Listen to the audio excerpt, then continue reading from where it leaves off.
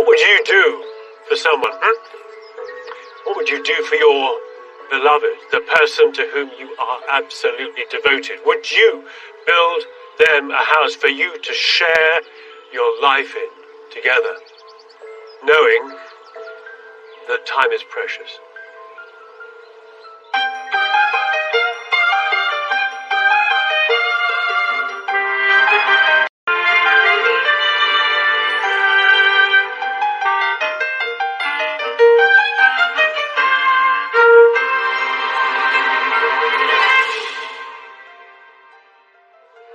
What are you boys doing Christmas? Greg from Kent is a pub landlord. My father and I, we basically took over the local pub. It had been derelict for a little while, and we felt it was right to save it from developers. He project managed the renovation of his local 5 years ago. And it was a real pleasure actually restoring and bringing the pub back to its former glory. I mean, this place wouldn't have worked or existed if it wasn't for the customers who come through, and we have such a great crowd in here. 9 years ago, Greg had a brain tumour from which he thankfully recovered. And it was through his illness that he also met his partner, Georgie, on a charity sailing trip. The couple married last year after a pretty high adrenaline proposal 100 metres up. Greg sponsored to do a abseil down Spinnaker Tower in Portsmouth. I was going to go along and sort of support him and take some photos above. I just got down on one knee and asked her to marry me. And she said to the guy, harness me up, I'm going to abseil down the tower. Yeah. So we did it in tandem. Complete adrenaline. For the past year, the newlyweds have been living with George's folks, Julie and Tom, in the Kent countryside. When Greg and I got married, Greg moved into this annex with me, which is attached to my parents' house. It has been nice to be able to live near my parents and have support when I haven't felt well enough, which has been amazing. Georgie, who's an artist, has been in treatment for most of her life. I was diagnosed with a malignant brain tumour when I was 10. Then when I was 20, I had thyroid cancer as well. And since then, I've had about 90 skin cancer, which are ongoing. So it's quite a long road of about 23 years, really. Meeting Greg was amazing because we had this lovely connection and we both had an understanding of what it's like to be really unwell. Now, Greg and Georgie are about to begin an exciting new chapter of their lives together. By giving this run-down barn in George's parents' garden a new and ambitious lease of life. Now I just feel that, okay, I've beaten cancer, I can do anything, I can build a house, that's fine, easy. Yeah. You know, and actually be a little bit further away from the in-laws, possibly.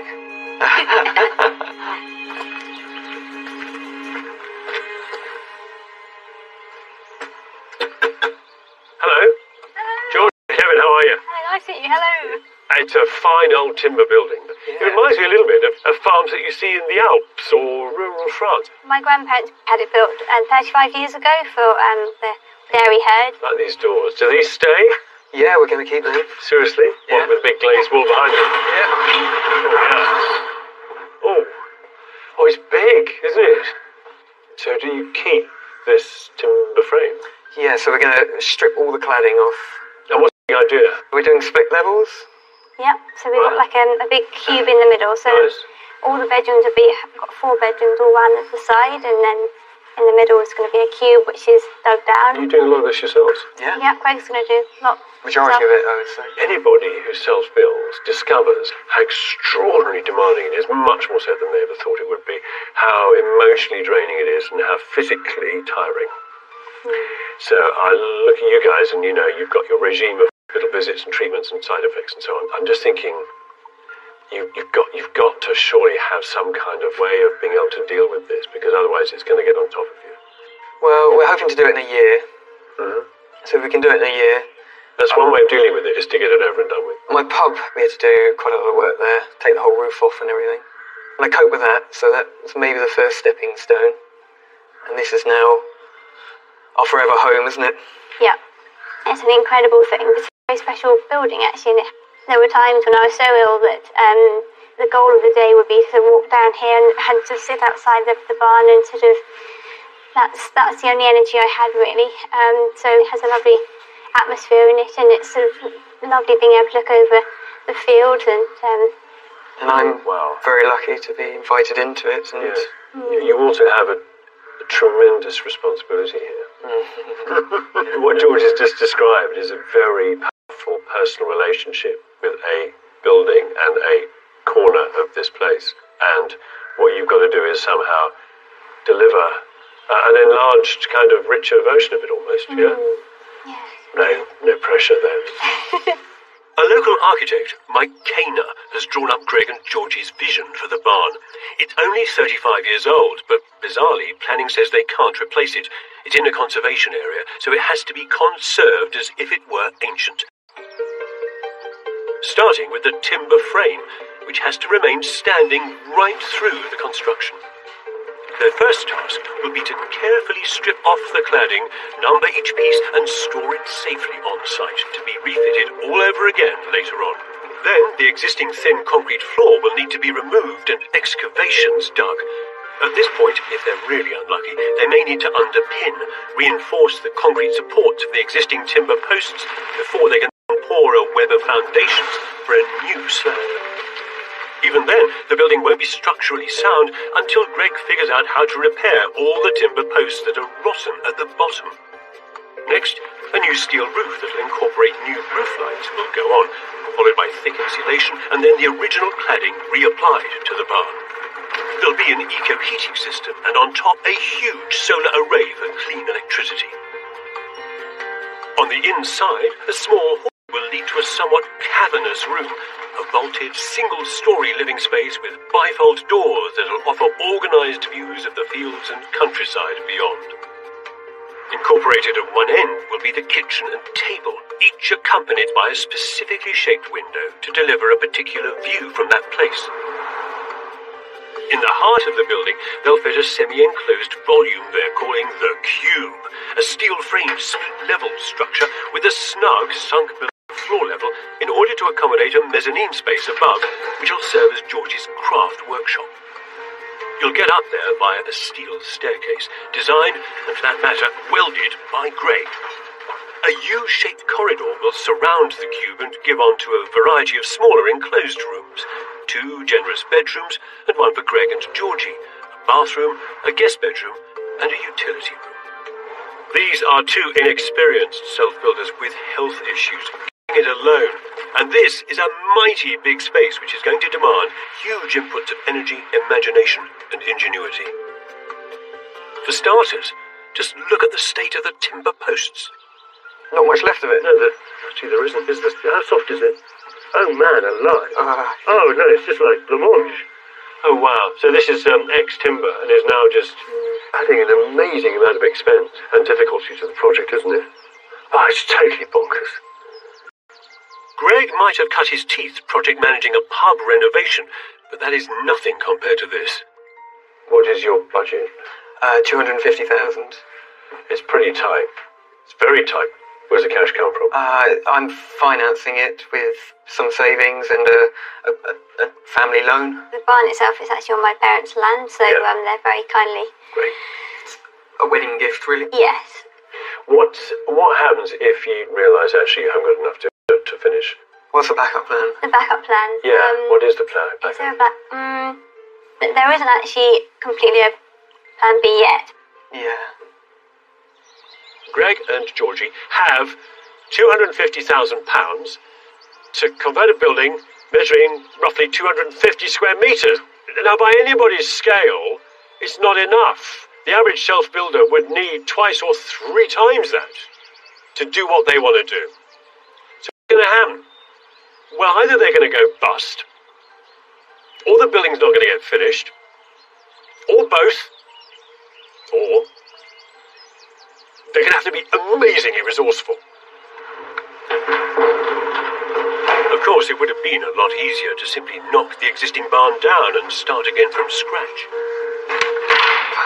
Instead, the painstaking conservation of the timber frame starts with the removal of 1,500 sections of pine cladding, that Greg must carefully number up, store safely on site, and reapply to the building later on. Unfortunately, it'd be nice just to leave it as it is, but we have to take it all off because we've got to insulate. Also, we have to get a digger in between the main uprights to excavate the new foundations. Thankfully, there is enough in the budget to pay just one man, Greg's mate Sam, a former shepherd, who'll be helping out with the duration of the project. Nice to be involved with it from start to finish. It's going to be interesting. I know I'm going to learn a lot from Greg as well. It's really helpful having Sam to help. You do need all hands on deck for this to work, and I've been helping where I can. Wish I could do a bit more, but energy-wise I have to be a bit careful, but the view is incredible now, so seeing the panoramic view, I'm getting very excited now. Greg and Sam's next task is less straightforward. They have to remove the barn's concrete floor so new foundations can be dug.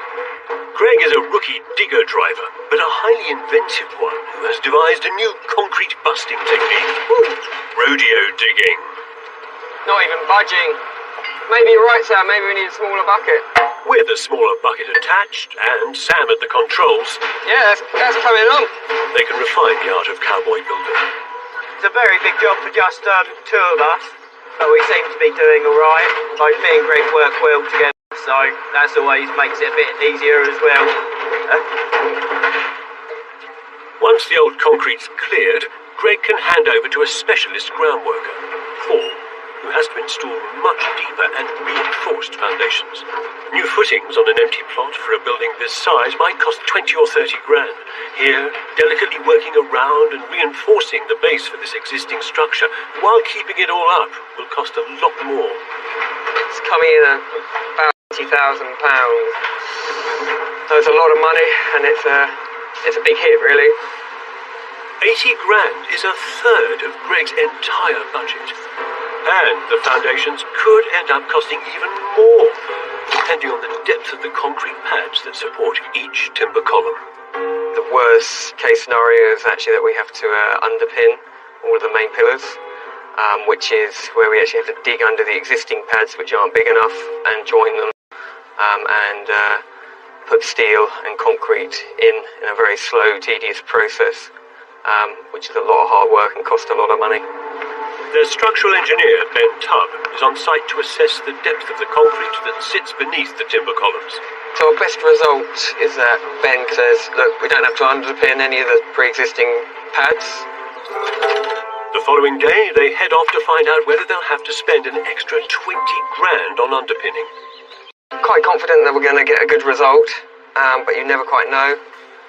Hi guys. So the pads, Yeah. you've got to underpin those. Is that underpinning under some of them, or is that all of them? In most cases, I would imagine. Yeah. Yeah. This is awful. It's not good news. We've got to underpin. It's going to make a big difference to the time and cost as well. Greg and Georgie have hardly begun, and yet the planning requirement to keep the frame standing means their foundations alone are swallowing nearly half their budget. How on earth are they going to get out of this hole?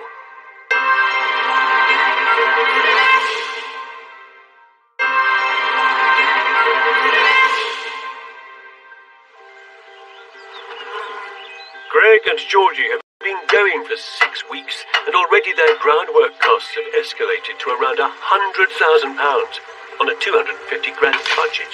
Got any more buckets? No. So Greg's made the unenviable and perilous decision to part ways with the professional groundworkers and do the job himself. Could have done without the rain today. With his mate Sam and George's help, of course. Sam, how much would you pay for a machine that could do this? A lot. We're actually a couple of weeks behind. I haven't done this kind of work before. Yeah, it's just a lot of pressure on my shoulders, really. I don't think anybody quite prepares you for how stressful it can be. Having to underpin and put lots of these big metal 20mm dowels in underneath the pads, and then we're digging in from each side to meet in the middle, and it's been a nightmare. It's just pure flint.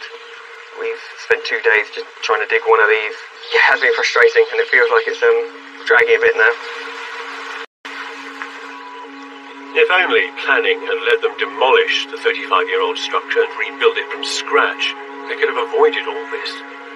But if this is what Greg needs to do in order to craft a new home for his beloved wife, then so be it.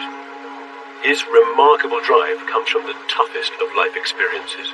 Having a brain tumour was one of the best kick up the arses I've ever had, you know? I just remember in that hospital bed, I was just weighing all the things that I hadn't done in life and how I wanted to cross them all off. And one of them was to build a dream home. There's no way I'd be here doing what I'm doing now if I hadn't got ill and hadn't met George. And I just want to show people that I'm well again, you know, and I'm able to do this. Thanks to Greg's extraordinary energy and drive, 2 months into the project, I think I can see it coming down the road. the trenches are finally ready to be filled with concrete. And having completed so much of the groundworks themselves, miraculously they've spent not a penny more than the original 80 grand they budgeted. It's a remarkable achievement. But Greg's already moved on to the next challenge, getting a rotten oak tree next to the barn felled. He'll use the timber to craft some furniture for the new house. Wow! Given just how much Georgie and Greg have been through, it's comforting for them to know their new home will be next door to Georgie's parents, Tom and Julie. We're in a slightly different position here because of the health background, really of both of them. Yeah. You know, when you've had cancer, it never really entirely goes away. Indeed. We don't expect anything to happen, but, you know, you just at the back of your mind. And so the fact that we are sort of here on hand, if ever, God forbid, there was a sort of a hiccup on the health front, well, we're sort of here to, you know, to rally around. Do you fret for their health, as it were, for the stress levels of the project as you go through? Of course, anything can happen to either of them. We've had months and years and, you know, heartache and tears and, you know, terrible times. Real anxiety about the future for Georgie particularly. And it will always be like that. Greg can be quite gung-ho, but that's one of the sort of joys of seeing somebody who's been, you know, where he's come from and what he's doing now. But they've got to be careful about what they do. Careful, yes, and extremely resourceful. There's £170,000 left, yet the barn's still not structurally sound, thanks to 10 badly rotten timber posts that need repairing, as ever, cheaply. But wait, Greg's already come up with a solution. I think this is great. A massive collar in 2 pieces which fits around the post. Means you don't have to cut these. It's great. I mean, it's a huge cost saving. It's a nice, straightforward solution, and it's all from you. So it's better work. Yeah. I love it. It's proper self-build, self-designed, self-engineered. Great. The extraordinary lengths Greg's had to go to conserve this 35-year-old timber frame you'd ordinarily associate with a much older structure. Like this, a similar-sized barn which is also in Kent, but which dates from the 18th century, not the 1980s. Wow. Yet the process of transforming an agricultural structure into a home is one that its architect, David Liddicoat, has a cautionary view about. Barns don't lend themselves to being lived in. Often they're simply too short, so trying to shoehorn 2 floors into a space that starts off feeling tall and airy ends up with 2 floors with low ceilings, something that's very cramped and uncomfortable. The other challenge is that because they are usually entirely closed buildings and very, very regular forms, it's difficult to work out exactly how to make perforations in that building and to make the new windows to give you the light and the view that you'd like, which doesn't destroy the character of the barn. David's take on dealing with the dark interior void of this place has been to match like for like by using just a few extremely large windows that suit the agricultural scale. Don't you love it? Tilts. Amazing. What a beautiful protective thing. That's very exciting. As to how you squeeze in 2 stories, here it's been artfully and ingeniously achieved at just one end of the building. In order to keep the space as open as possible, this part had to work really hard. So it's a column that supports the edge of the mezzanine above. Yeah. It also supports the fins that create each of the steps as you go up round the chimney. And then the flue from the fireplace goes through the middle. It's full of joy, this. Of course, this high level of thought, detail and craft come at a high level of budget. Something Greg and Georgie don't have.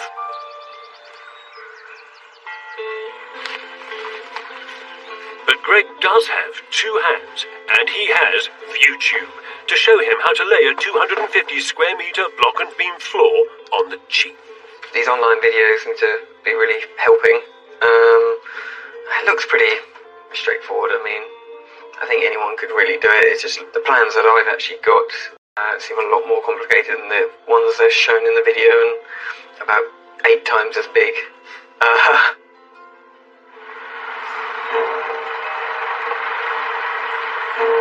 Installation day arrives, but there's some serious confusion as to which of the 70 concrete beams go where. Where's Wally? 18? Oh yes, that goes along that far edge of the snug. Nothing's numbered up or labelled to how it is on the floor plan. And I've never laid a floor before. It just seems crazy. They all seem to be cut slightly differently as well. God, it would have been so much easier if they just labelled them up properly. We're just having to scratch our head over it at the moment and try and decipher the plans. They do eventually figure out the positioning of the beams, but Greg's inexperience is leading to more problems. So it's law, when we were doing the drainage, we didn't know that this beam was going to be quite so far over here. There's a soil pipe in the way, but Greg has an unorthodox solution. With the merciless swathe of the angle grinder. A week later, the concrete subfloor is in. That is a big achievement. Feet on solid ground now. But some challenges just can't be overcome. Looming large over this project is the ongoing health of Georgie, who has some unsettling news. I found skin cancer. I think it's probably about 7 or 8 at the minute. You sort of think you're doing, in a quite good phase of everything going just about okay, and then you get another sort of hit, really. So it's quite tiring. You have to dig deep, one day at a time, and that's sort of just so thankful, for every day and life with Greg and things, and I think that just keeps you going, and having a really supportive family, and it really does help. Georgie will need to go for more treatment, which only adds to Greg's determination to get this house built quickly. The sooner we complete this project, the sooner we can kind of start enjoying the precious time that we have together. 4 months in, and Greg's steel shoes are being fitted snugly to the rotten timber columns. He's now ready to begin work on the central showpiece of this home. It's the Cube, a 2-story steel structure with a sunken snug downstairs below floor level and a mezzanine platform above for Georgie. It's not central. Sam's cousin is here to help, and Sam's dad, Cullen, who fabricated the steel down the road for £8,000. It's slung the wrong way around. Thanks to Cullen's expertise, the steel structure springs up in no time. But I can get an idea already of the height of this new floor. This is our legal height for building control. So it feels like our head height clearance is very tight on the top. Unless there's at least 2 metres clearance from the first floor to the ridge of the roof, building control will not sign off Georgie's workshop upstairs as a habitable space. I don't know if I've got my 2-metre headroom from the centre point. If it's not right, Cullen will have to remake the steelwork, which of course will cost. No one wants that. And there is a problem. So we're 50 mil out. Flip it heck. What a bitch.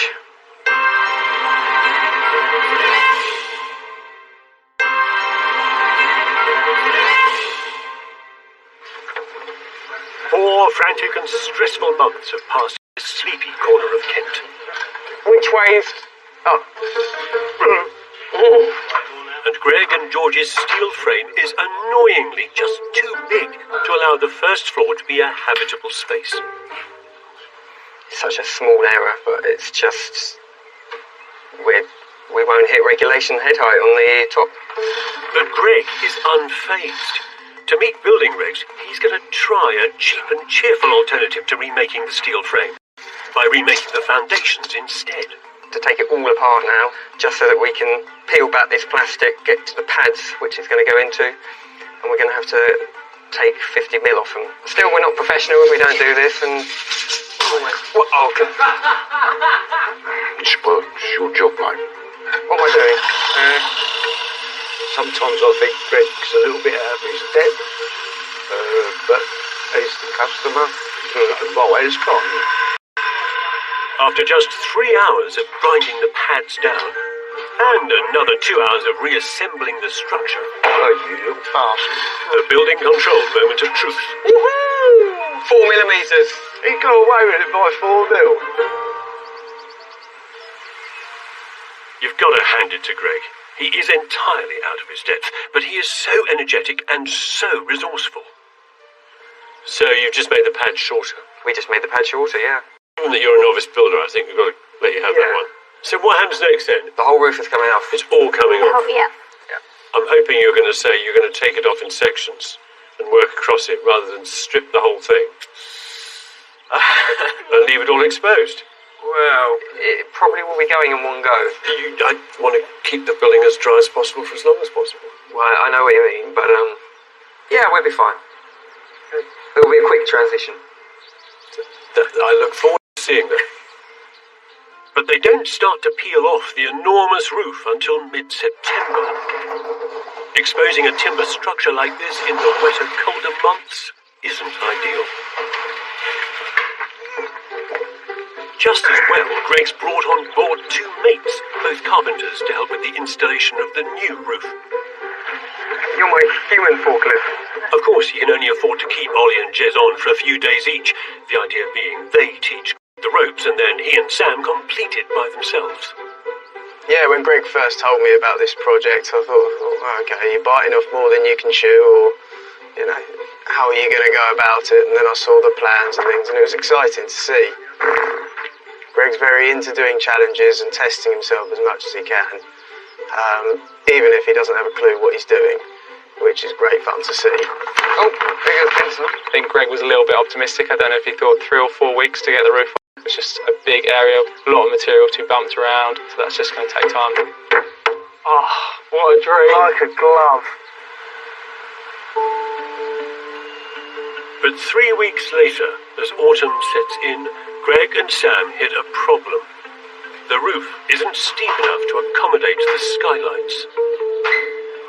As you can see, we're only halfway there, really. We've had a real crisis with the pitch of the roof. The windows, you needed a 15-degree pitch to be installed. It turns out we only got 11 degrees, so we're 4 degrees off being able to install these windows. It's been the most stressful part of the project so far, thinking that we're going to have to take apart the roof, really.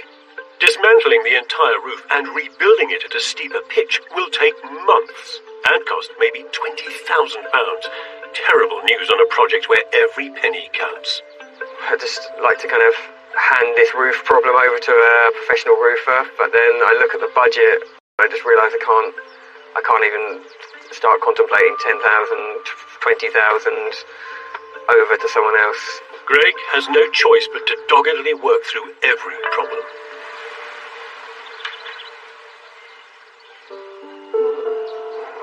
His determination is matched by George's dignity. She stoically suffers the treatment for her skin cancers. For her, delays on site are just part of a bigger picture. Originally we'd be in by about March, but it's probably going to be sort of summertime now. You know, we don't want to push ourselves to the extreme and not sort of completely going to burn out, and that's, you know, we both have to look after our health. And some of the treatment I'm having at the minute is quite painful as well, so there are days when it's quite a struggle really with all the health things that we're both dealing with, and Greg's juggling a lot with the pub as well, so he's doing 2 jobs really. business at the minute. He's working really hard, and I'm very, very proud of him.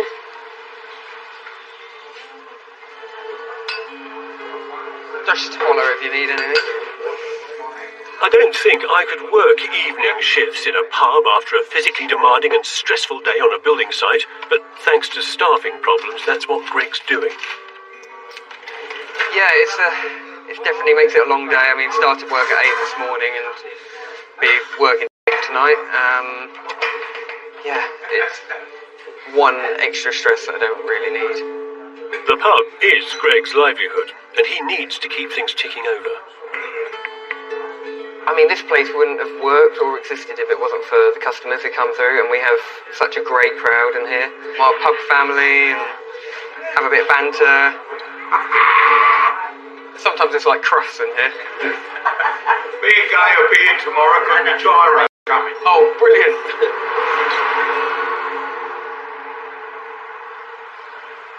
4 weeks on, and Greg, the master improviser, has at last figured out a way of not rebuilding the entire roof. He's only going to rebuild the top third of it, where the roof lights sit.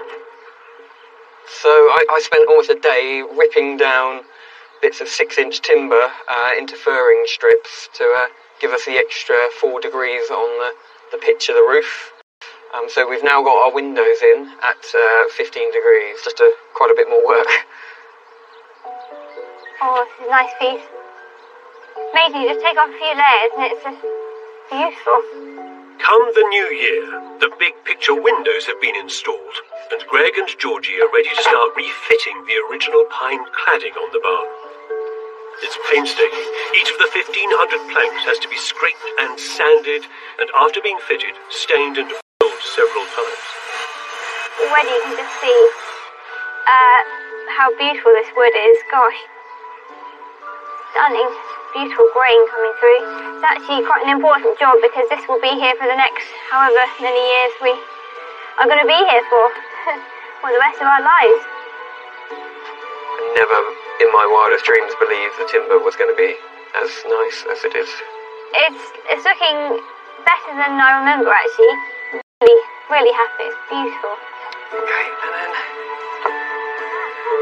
Yet, miraculously, given all they've been through, they've been able to still clutch onto £80,000 to transform this basic shell into their new home.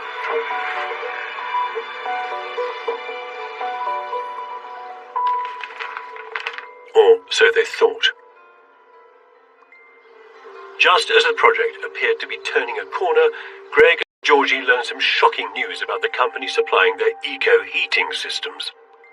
I got a phone call saying that our renewable energy company has actually gone under. And it's very alarming because we got huge deposits actually with them. So it's just over £5,000 that we've lost. I think we're going to have to claw back a bit because of this. It's a lot of money with a small budget, with this. So yeah, a really big blow. Their new home isn't going to have the air source heating they wanted. They'll have to find a more modest solution. Regardless, Greg starts boarding out the vast interior with timber a year since they set out on this project, a point at which they were supposed to be moving in. But then, as the coronavirus crisis threatens further delays, what Greg's most anxious about, it turns out, is Georgie. I'm really, really worried for our safety, but mainly Georgie's, due to the fact past medical history, the weak immune system and respiratory problems she's had. I'm really, terrified. As Georgie goes into full isolation, Greg arranges for the bifold doors to be fitted and starts to stockpile materials for the long months of hard graft ahead. It's more important than ever for Greg to build a safe haven for Georgie.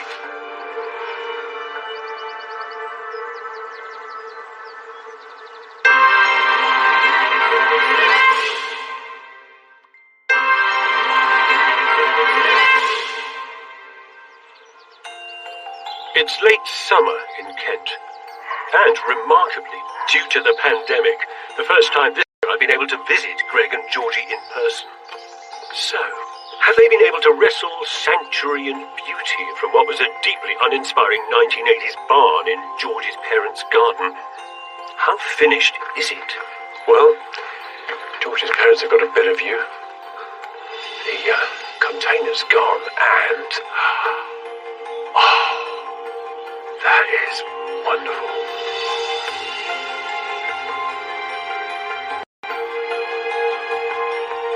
By golly, Greg and Georgie have been busy. The unremarkable moss-covered pine cladding has been transformed into something fabulous. The new steel roof that caused Greg so much pain looks so slick. They've even put down some smart anthracite decking to make full use of the barn's alpine farm overhang, now reborn as a shading stoop. The whole thing. Sort of a miracle, really, isn't it? Hello. Hi! Good to see you. Yeah, very good to see you too. This is extraordinary. The level of finesse is fantastic. I mean, I had no expectation of the cladding looking anything like this. It's so beautiful. It shows you that it's possible to take dodgy old timber covered in moss, stuff that you would just normally throw away, and turn it into a thing of absolute beauty. A lot of elbow grease has gone into salvaging it and cleaning it up. Everything you're looking at is original. The colour of walnut, how did you get that stain Every colour? piece has been like hand sanded down, and I've been around 4 times around the building, oiling myself, just me, feeling utterly exhausted. Actually, we really have been working all hours, and we've come out the other side. We've actually accomplished it, and I'm amazed that we've managed to do it, really. The thing that sort of almost broke you was that roof. Having to alter that angle to accommodate the roof lines. Yeah. I didn't think you'd do it. Well, we got round it, and I think it's added a bit more dynamics to it, actually. It makes it more interesting. From here it appears to curve, Yeah. It's a lovely thing. Dare you even tell me what it's like to have your own home? Unbelievable. And for Georgie, this is your first time of actually moving out of the family home, isn't it? It is, yes, it really is. This is my first home, and to be able to have built it as well, and created it with my wonderful husband. Kevin, No, lead on. We've got a surprise for you. Have you? I like surprises, especially when they're recycled. So much of the original barn is still here, reincarnated, including the rickety old doors. What an entrance! What could be more beautiful? Have you re-skinned them? We have done nothing but wire brush them up. Seriously? And Georgie's oiled them. Yep. Several times. And the hangers are all the same? Hangers are all original. The ironmongery, we didn't even take it off. Oh, action's great. Oh, look! And behind it, the front door. Kevin, would you like to come in? Very much would. Wow. The glazed front door now leads directly into the barn's spacious, double-height living room. It's very beautiful. Exquisite set of spaces. Under this great big, overarching roof, you feel protected under its reach. It's quite something, really is. I love that behind you. Oh, it's like a little sort of rectangular slice of 18th century tapestry. Come to life. It's beautiful. Wherever you look, there's a window, giving you a glimpse of something. Looking at those 2 arrow slits, which obviously are designed to work with the cladding on the outside of the building. But of course, without them, that would look enormously compressed and claustrophobic, wouldn't it? Precisely, yeah. I think they do a great job. And even a little bit of bling. I mean, chandelier made from... Did you nick all those glasses from the pub? Oh, yeah, all second hand. This is lovely. The light up there is very elegant. This is a hay manger, isn't it? It was just sitting in the barn. It was here? Yes, it was in this barn. So you reimagined it. And lo and behold, you have a really elegant light fitting. I didn't expect such precision in this interior. It's supremely sharp. I mean, this is a keeper, isn't it? You wouldn't ever want to move from this place. No. It's our forever home, definitely. This extraordinary thing here, then you made this? Yeah. Welded it? Yeah. Start to finish. Start to finish, this is you. Is this the oak that came down? It is. And we've also made our kitchen table out of that as well. A resin river table, Georgie's dream, wasn't it? Absolute dream. Just love it so much. They made the table together. They made this interior, this entire building together. The concrete fireplace, board marked with leftover pine planks from the barn. And the sideboard, made by them from the felled oak outside. painting by Greg's brother. All these crafted components and details connect this building to these people, to this place. So I think I'd probably only take one issue with this building, and that is the pool table, because I find that this is all done with extraordinary kind of elegance and restraint. And that just looks like a man cave. Well, Georgie got upstairs and I got downstairs. Oh, I see. So it is. It's a sort of half-sunken man cave. Yeah. There's meant to be a handle here, I'm guessing, in order to... There will be, work in progress. Yeah. Oh, this is where you kind of make contact with the roof, isn't it? Because you're right up in amongst, like being inside a cathedral roof, you know? Kind of really in amongst the timber. Feels good. People who do barn conversions of old barns tend to worry how they're going to deal with that great big space. This problem is dealt with brilliantly by the numerous roof lights and the two-story steel cube. Around it, at ground floor level, sits Greg and George's bedroom with its own modest bathroom. There's one more bathroom, and still to finish, 3 more bedrooms and a utility room. Negotiating this crafted, self-made home can take you on an interesting and unusual journey. So, between all the bedrooms, which run around the perimeter of this building, and the central cube structure, there is this generous corridor, and it runs all the way round. It doesn't have a dead end, which is useful if you're a domestic cat, because they don't like to be trapped. It doesn't stop there, though. What Greg and Georgie have done here is build themselves a canopy over the bed, which is also enclosing and romantic. It's a bit like being in a 4-poster, which has allowed them to build this staircase and this mezzanine, which connects via this bridge to George's workplace and then down this staircase. So it is possible in this building to run round it in a sort of 3-dimensional figure of 8 all day.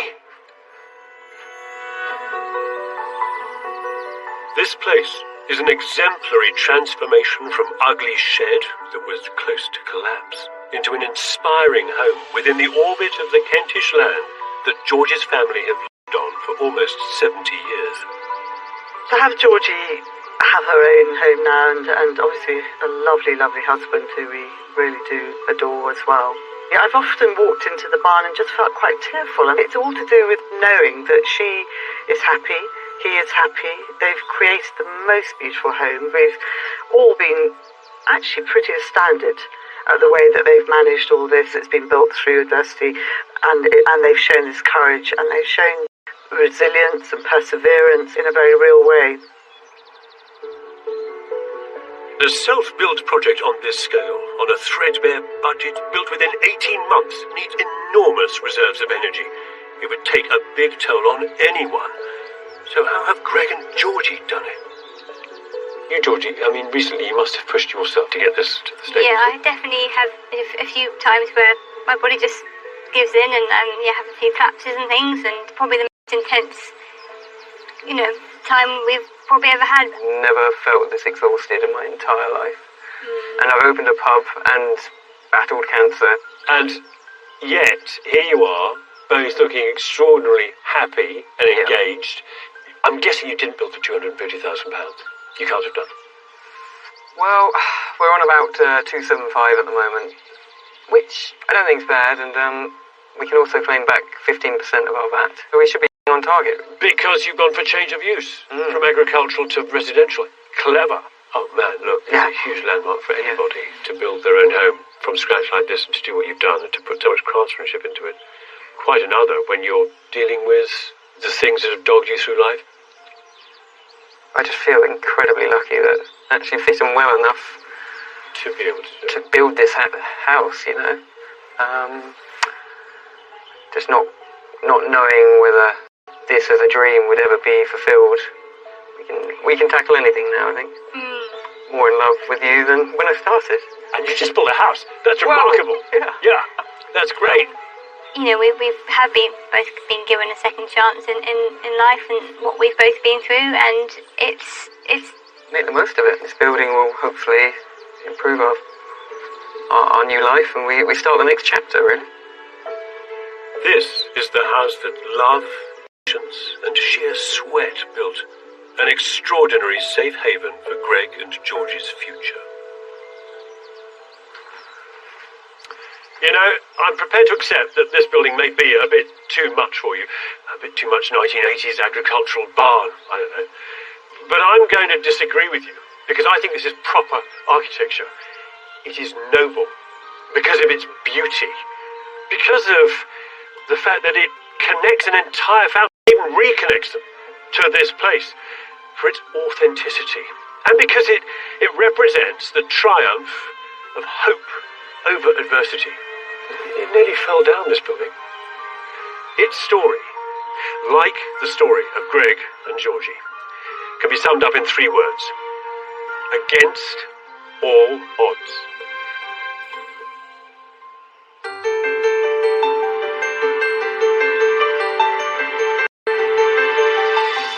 What is the building going to be? It's going to look unique. Dutch barn style, but look very modern and sleek. And a 2-bedroom attic for your mum and his stepdad to move into. We're in for some surprises. Nathan and I have found out that we are expecting a baby. Can't wait for the fireworks. I don't know why he's angled in this way. Pain in the arse. You said it'd all be up in a week. I've never done it. I don't know what I'm doing. Looks like a little cathedral being built.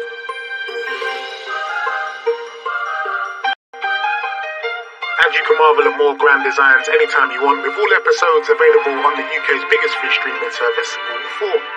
Tomorrow night's creative crafts have a rustic feel to it. Experience life in a giant conker.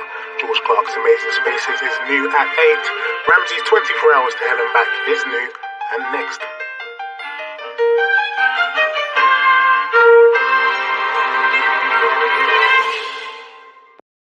看直播吧，等会发。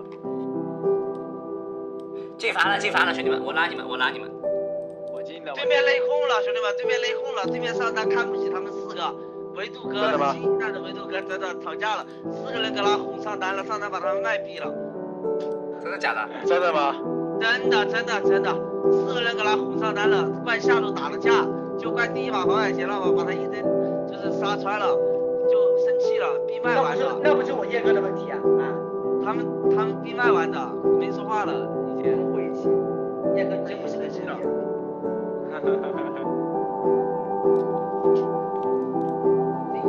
进啊，打这位吧，我打排位了。等下兄弟们。进房了。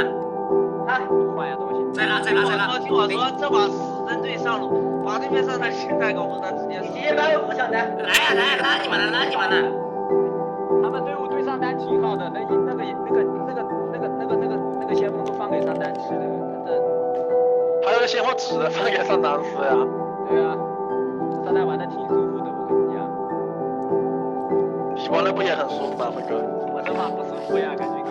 哎，上单这个位置，上单这个位置是不是出小丑啊？不是，我这把一个红都没有吃，我打了30多分钟，我从一个红都没有吃，你不舒服，我才不舒服呀。我上路1级就半关血的，你上路1级半关，我上路1级，我从1级开始扫3组野，你不舒服。对啊，所以我们这把都不舒服呀，这把我炸的，你也炸的呀。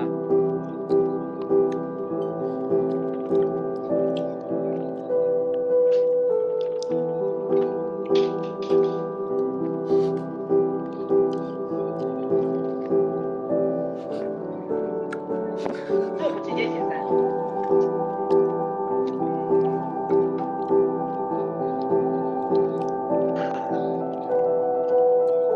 不打了，解散。他们咋了？他们刚才怎么了？这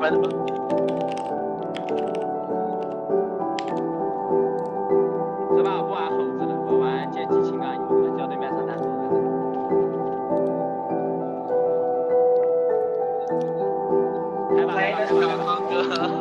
唯一的上单心态会有我辉哥的1半。他对线打不穿，他对线没优势的，他对线1v1好多的，好多波能越他的，所以我们不能这么打。我搬他，先搬个这个。赢球我打不过。他这个对线打得很稀碎的，我跟你说，他对线会崩的，但是他一直在塔下发育。我1级开着练。发育，一直发育。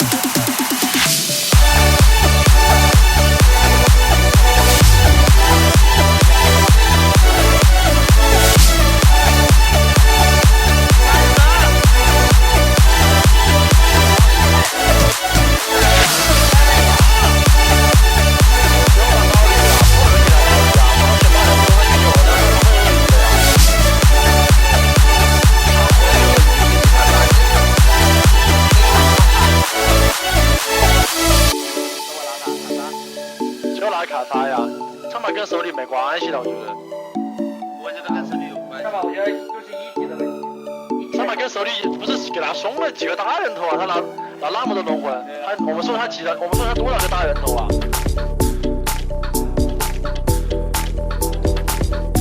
就给他们中野双 AP 啊，我觉得还是给他们中野双 AP 比较好一点。可以。把我把那个金刚一打因为你要听我说啊，如果他们拿暴鲤、上路鳄鱼、下路日语，公又是个勇人，什么英雄的，我们很难打的。暴鲤鳄鱼我们上路玩不了，然后下路也是个暴鲤的这种的。我直接阿拉夫出的，阿拉夫出。